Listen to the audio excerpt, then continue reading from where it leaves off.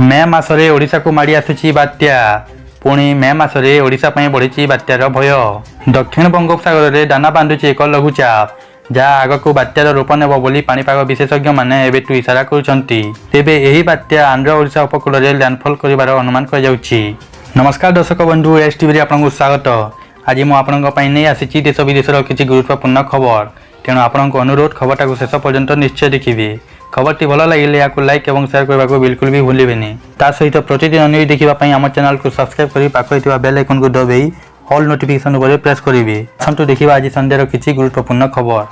तेबे यही बात्या 2019 मसीह होता फनी बात्या ठारू भी अधिक भयंकर हो पारे बोली आशंका रही। प्रलयंकारी बात्या फनी को 4 वर्ष पूर्वा जाऊा बेले पुणी चलित वर्ष मे मासरे आउ एक बात्या हेबार आकलन होईछि। दक्षिण बंगोपसागर लघुचाप यह आशंका को वृद्धि करुवा बेले आउ सप्ताह भितर यार संपूर्ण स्पष्ट सूचना मिल पार। 5 तारिख सुधा लघुचाप क्षेत्र सृष्टि होगा नहीं पाणीपाग विभाग पक्षर सूचना दिया। यह घनीभूत हो अवपातर मध्य रूप नहीं पारे बोली कहुला। किंतु केबे एही लघुचाप घनीभूत हेबो किंबा बात्यार रूप नेब से नहीं भारतीय पाणीपाग सठिक सूचना देनी। तेबे आंध्र ओडिशा उपकूल में यह बात्या स्थलभाग छुईवा सह बात्यार रूप नहीं पारे बोली आकलन करिसेंती पाणीपाग विशेषज्ञ।